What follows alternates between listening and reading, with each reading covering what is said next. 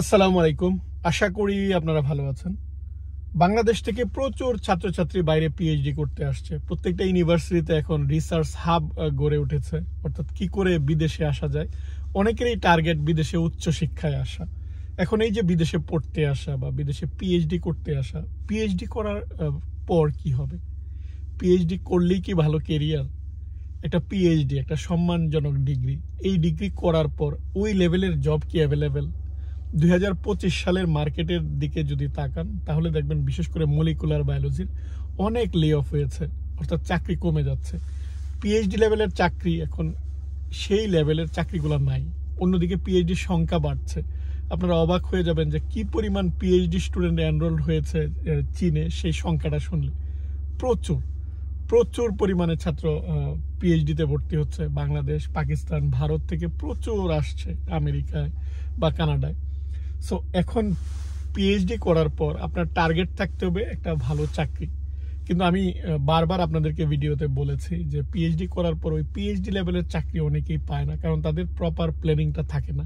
এক, দুই হচ্ছে পিএইচডি করার পর একটা সংখ্যক কিন্তু তাদের টার্গেট থাকে একাডেমিয়ায় যাওয়া বা তারা ফ্যাকাল্টি মেম্বার হবে। এখন ফ্যাকাল্টি মেম্বার হওয়াটা কিন্তু অনেক বেশি কম্পিটিটিভ। এমন নয় যে আপনি পিএইচডি শেষ করলে ফ্যাকাল্টি মেম্বার হয়ে যাবেন। টেনিউর ট্র্যাক যদি হতে চান, একটা হচ্ছে নন টেনিউর অর্থাৎ কন্ট্রাক্ট বেসিস, আপনি এক বছর চাকরি করবেন। আরেকটা হচ্ছে আপনি পার্মানেন্ট। সেই পার্মানেন্টে আপনার গ্র্যান্ট থাকতে হয়।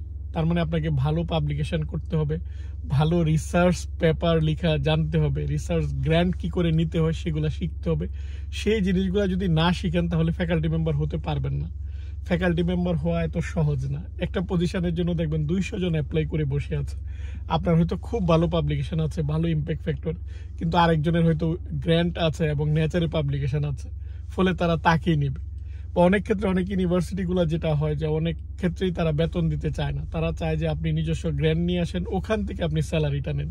ফলে এই ব্যাপারগুলো জড়িত, যেটা আমরা পিএইচডি করতে আসার আগে আমরা অনুভব করতে পারি না।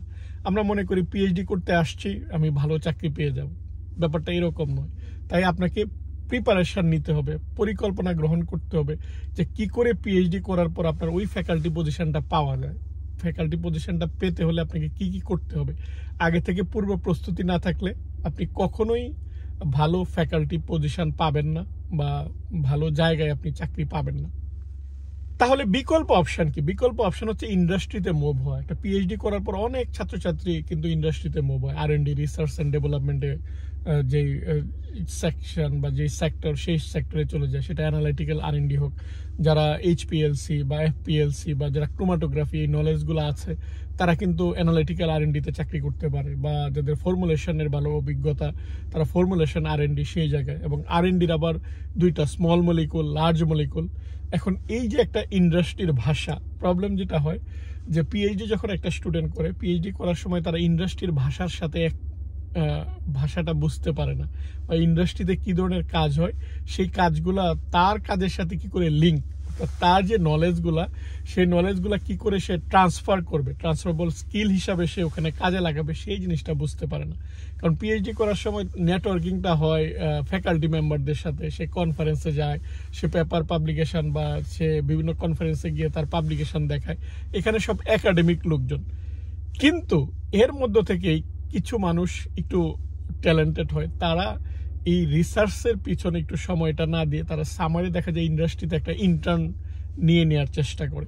যারা এই যে ইন্টার্নটা করে ফেলতে পারে তারা কিন্তু ইন্ডাস্ট্রিতে যাওয়ার ক্ষেত্রে এক ধাপ এগিয়ে যায়। অর্থাৎ ইন্ডাস্ট্রিতে চাকরি যখনই আপনি অ্যাপ্লাই করতে যাবেন তখনই একটা অভিজ্ঞতা চাই। তো স্বাভাবিকভাবে আপনার অভিজ্ঞতা তো আপনার থাকবে না, কিন্তু যারা ইন্টার্নশিপ করে তাদের অলরেডি অভিজ্ঞতা হয়ে গেল। ফলে দেখবেন যে বড় বড় কোম্পানিগুলোতে যারা চাকরি পাচ্ছে তারা অলরেডি আগে পড়ালেখা করা অবস্থায় বা স্টুডেন্ট থাকা অবস্থায় তারা কিন্তু ইন্টার্নশিপটা করা থাকে। ফলে তারা কিন্তু এই চাকরিটা পেয়ে যায়। ফলে এটা একটা টেকনিক, এই টেকনিকটা আপনাকে কাজে লাগাতে হবে। এই টেকনিকটা কাজে লাগানোর কারণে অনেকে যেমন সামনে চলে যায়, অনেকে এটা না জানার কারণে অনেকে পিছনে পড়ে আসে। 3 নাম্বার যদি বলি নেটওয়ার্কিং, নেটওয়ার্কিংটা খুবই গুরুত্বপূর্ণ। নেটওয়ার্কিংটা হচ্ছে, এখন আপনি যে নেটওয়ার্কিংটা করেছেন সেটা কি একাডেমিক লোকজনের সাথে না ইন্ডাস্ট্রির লোকজনের সাথে? যদি ইন্ডাস্ট্রিতে যেতে চান তাহলে ইন্ডাস্ট্রির লোকজনের সাথে আপনার নেটওয়ার্কিংটা তৈরি করতে হবে। লিঙ্কডইন, আমরা বেশিরভাগই রিসার্চ করার সময় রিসার্চ গেটে থাকি, যেখানে শুধু পেপার পাবলিকেশন। কিন্তু আপনাকে লিঙ্কডইনে আসতে হবে। লিঙ্কডইনে এসে লিঙ্কডইনে যারা ইন্ডাস্ট্রির লোকজনের সাথে নেটওয়ার্কিং করতে হবে, তাদের ভাষা বোঝার চেষ্টা করতে হবে। ইন্ডাস্ট্রির ভাষা বা ইন্ডাস্ট্রির ইন্টারভিউর ভাষা কিন্তু এক না। একাডেমিকের ভাষা একরকম, ইন্ডাস্ট্রির ভাষা আরেক রকম, সেটা বুঝতে হয়। 4 নম্বরে যদি বলি, সেটা হচ্ছে ভালো একটা রেজুমি বানানো। আমার অভিজ্ঞতা থেকে যেটা আমি বলবো, সেটা হচ্ছে ম্যাক্সিমাম মানুষ ইন্ডাস্ট্রি রেজুমি কি করে বানাতে হয় সেটা বুঝতে পারে না। কয়েকদিন অ্যাপ্লাই করার পর যখন দেখে কোনো ডাক আসে না, যখন দেখে সে কোনো ডাক পাচ্ছে না, তখন রিয়েলাইজ করে যে তার রেজুমিতে ভুল। কারণ আমরা একাডেমিয়ায় আমরা মূলত দিই সিভি, সেখানে আমরা পেপার, পাবলিকেশন, অ্যাচিভমেন্ট সব দিই। কিন্তু রেজিউমিতে আপনাকে দিতে হয় স্কিল, এবং এই স্কিলগুলার আপনার কি কাজে লাগিয়েছেন সেটা। যেমন আমি উদাহরণ দিই, আপনারা যারা মলিকুলার বায়োলজিতে কাজ করছেন, আপনারা অনেক ওয়েস্টার্ন ব্লট করেছেন। ওয়েস্টার্ন ব্লট আপনি এখন আপনার স্কিলে দিলেন, আপনি ওয়েস্টার্ন ব্লট করেছেন, আপনি জেল ইলেকট্রোফোরেসিস করেছেন, বা আপনি পিসিআর করেছেন। কিন্তু অ্যাচিভমেন্টটা কি?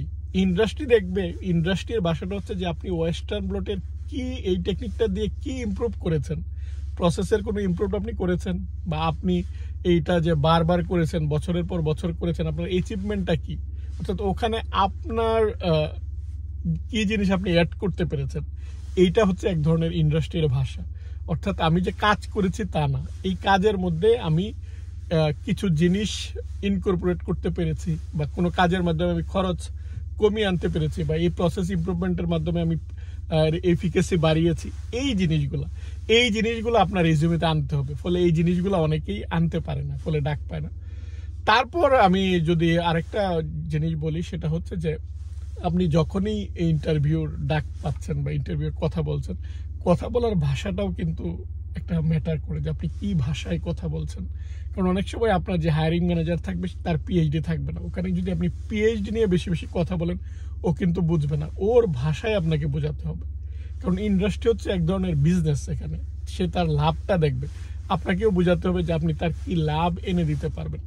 এই জিনিসগুলোর কারণে অনেকেই আমরা যেটা করি, যে আমরা পিএইচডি করার পর খুব সহজে চাকরিটা পাই না, বা খুব সহজে আমরা চাকরিটা দেখা যায় যে পিএইচডি করার পর সে চাকরি না পেয়ে সে পোস্টডক করছে। যখনই সে পোস্টডক করতে যাবে, সে কিন্তু তখন তার লাইন সামনে একটাই আছে, একাডেমিয়া। কারণ পোস্টডক থেকে আবার ইন্ডাস্ট্রিতে মুভ করা অনেক কঠিন। এটা হচ্ছে ওভার কোয়ালিফিকেশন। অর্থাৎ আপনি যখনই অ্যাপ্লাই করতে যাবেন, তখন দেখবেন যে ওই পজিশনের জন্য শুধু মাস্টার্স চাচ্ছে, আর আপনার পিএইচডি আছে, পোস্টডক আছে, আপনি ওভার কোয়ালিফাইড হয়ে যাচ্ছেন। আবার যেই পজিশনগুলোতে আপনি অ্যাপ্লাই করতে যাবেন, সেখানে গিয়ে দেখবেন যে আপনার অভিজ্ঞতা নাই, আপনি আন্ডার কোয়ালিফাইড হয়ে যাবেন। ফলে এই প্রবলেমে অনেকে ঘুরপাক খেতে থাকে, ফলে চাকরি পাওয়াটা অনেক কঠিন হয়ে দাঁড়ায়। 20% হয়তো একাডেমিয়ায় যায়, 50% হয়তো R&D বা অন্যান্য সেক্টরে যায়, এবং 25% দেখা যায় বেকার থাকে। এটা হচ্ছে ফ্যাক্ট। পিএইচডি করার পর তারা চাকরি পায় না, চাকরি পেতে অনেক দেরি হয়, বা অনেকেই দেখা যায় যেই লেভেলের চাকরি পাওয়া উচিত, তার যেই লেভেলের চাকরি পাওয়া উচিত, সেই লেভেলের চাকরি পেতে হিমশিম খায়। যার কারণটা হচ্ছে প্রপার পরিকল্পনার অভাব। ফলে আপনারা যারা পিএইচডি করতে আসছেন, আপনাদের কাছে আমার অনুরোধ থাকবে যে আপনারা প্রপার পরিকল্পনা করুন, যেন আপনার পিএইচডি শেষে খুব ভালো চাকরি বা পিএইচডি লেভেলের চাকরি যেন আপনারা পেতে পারেন। আর অবশ্যই যদি পরামর্শের প্রয়োজন হয়, ইমেল করবেন, আমি উত্তর দেওয়ার চেষ্টা করব। আজ এ পর্যন্তই। আপনারা ভালো থাকবেন। আল্লাহ হাফেজ।